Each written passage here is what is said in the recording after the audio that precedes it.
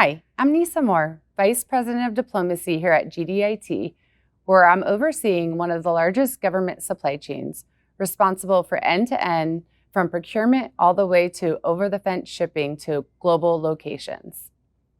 As supply chain professionals, we have experienced an unprecedented amount of disruption. And that's why I'm thrilled to be here today with Douglas from the Association for Supply Chain Management, who's going to chat with me today about supply chain and where we are and where we're headed. Douglas, thank you so much for being here today. And if you could tell us who you are and what your role is at ASCM. Yes, so I'm Douglas Kent. I am the Executive Vice President for our Corporate and Strategic Alliances at ASCM. So I look after the entire ecosystem of our training providers and our chapters and our corporate members like GD is. That's awesome. Yes, GDIT is a corporate member, and I found this partnership to be so valuable because not just from the individual, but we have evolved to the corporate value as we transform our supply chains at GDIT and other GD business units. So can you talk a little bit about the package for not only the individual, but corporate members and organizations and that value that you bring? Yeah, so I think like yourselves, we continue to evolve and listen to the voice of our customer, our corporate clients, and our individual members. So it's very important that we focus primarily on two main aspects. Our history has always been around talent development, so making sure that the supply chain professional feels equipped to do the job that's being asked of them.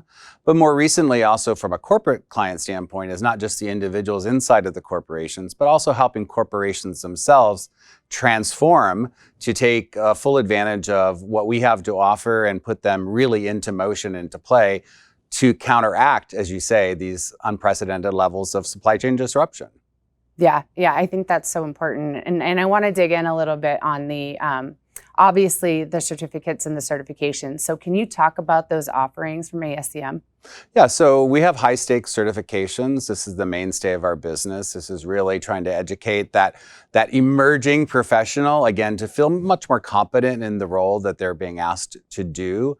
That is about 120 hours worth of learning, and there's a formal exam at the end of it, et cetera. But some of our other products, maybe certification isn't right for you at this point in time, or you want some ancillary knowledge of other types of aspects of the supply chain you don't directly work in. Then we have things like certificate programs or our Foundations of Supply Chain Management program that gives you education without that pressure of the exam and the high stakes certifications that we also offer. Yeah, I think it's an interesting topic. Maybe we can do a follow-up on, but as you know, we are supporting our government missions. And as part of that proposal process, it's going to be an interesting trend to see where our government customers go as a college degreed supply chain professional or a certified one. So we'll have to talk more about that later. Sure. But I also want to dig into the SCORE digital standard. So could you tell us more about that and how we can leverage that for our customers? Well, the SCORE digital standard actually started in 1997. Some of us can remember that. That was the first release of SCORE, the Supply Chain Operations Reference Model. Since that time, it's become the most prolifically used model to help organizations diagnose their supply chain, help them model out all the processes and be able to visualize what's actually happening in the supply chain. Think of it as like creating a digital twin, right? You're able to visualize those processes, but more important, we also have the metrics that are associated with those processes. So how do I measure success? So taking a look at the supply chain performance aspect. Also contained in the SCORE model is also best practices. So if I'm seeing that my supply chain processes maybe aren't reaching that objective or that metric target that I said is not being met, then what do I do to insert best practices into those processes to make them more effective, more efficient? And then lastly is the people. Taking a look at the skills and competencies which are necessary to keep that competitive advantage inside of the supply chain. Yeah, I think that's so important. And a lot of times we get so focused on the execution of one tactical project that we don't look at it at the enterprise level from an organization, and that leads to our customers, right? So walk us through a little bit more detail about how that works if you're a partner of ASCM or a corporate member, how that program would work. You talked about the workshop, and then where would you go from there with your processes? So in addition to the frameworks and standards that we've created, and you've mentioned SCORE, which is one of them, we also have a digital capabilities model. which helps assess your readiness to accept these new digital technologies, which of course we'll talk a little bit more about. And we also have a set of sustainability standards specific to the supply chain. And those frameworks and standards are available to anyone in the world, ungated by membership. That's the first thing. So a corporate member like yourself, of course, can use these assessment tools, including things like our talent assessment as well. Use these assessment tools to help identify your strengths, but also it illuminates some of your potential vulnerabilities. And so from our transformation aspect, that's of course where we come in and we say, look, this is what your weaknesses may be. We need to close these gaps. These are talent needs that you're going to have in the future that you don't have a plan for. Maybe you've done a score mark benchmarking and you see have either strength or maybe lackluster performance in a key attribute or key metric for you. So we help you close those gaps. So we're truly trying to help you envision the future operating model of your supply chain and create a path to get there. Yeah, that makes a lot of sense. And we've talked a lot about, can you talk about the Transformation Learning Program? Yeah, so our Transformation Learning Program is exactly that. So it's utilizing a score-based initiative to be able to diagnose the supply chain in the first instance, create the future state design, but it's done in a very unique fashion because it's really a coaching effort. So our advisory teams work directly with our corporate clients to teach them not only what the future state should look like and help to coach them in that direction, but also to teach them how to be transformative leaders going forward. And that's so important.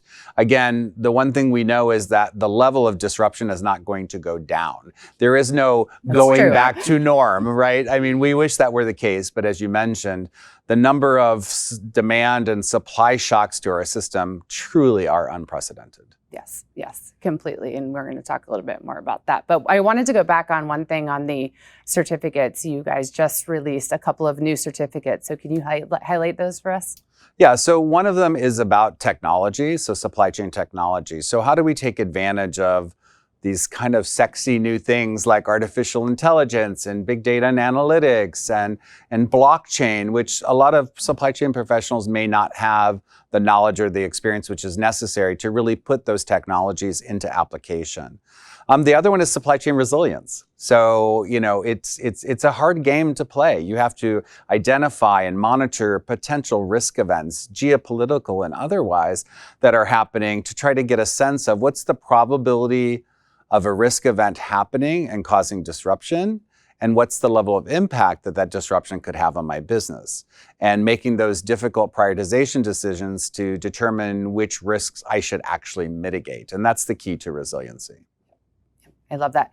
And what I really love about our partnership is, and ASCM specifically, that you're so agile and flexible to meet the business where they are. And we've been through that. And so as these things you talk about, the workshops and the training and the talent evaluation, you can do it through surveys or you can do it through a facilitator. So it's just so flexible and agile. And that's why I think this partnership has been so harmonious.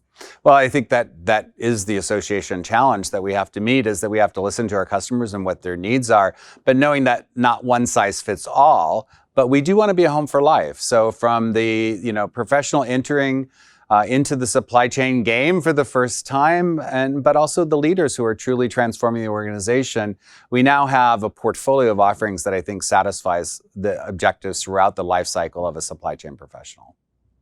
Agree. I love home for life. Home for life. So we touched on a few of the trends throughout our conversation so far, but every year ASCM looks at the top 10 trends, much more. We know the level of detail and work that goes into this, but we come out with the top 10 trends.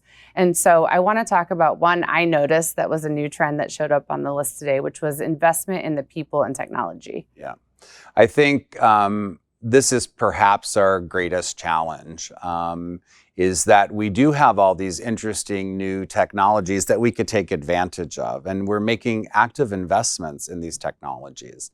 But if we can't grow the talent at the same pace as we introduce the technology, then the ROI on the emerging technology isn't there, right? And then people get frustrated saying, I thought this held a lot of promise if we could integrate artificial intelligence into our business, or we can build better secure supply chains by the utilization of blockchain, for example.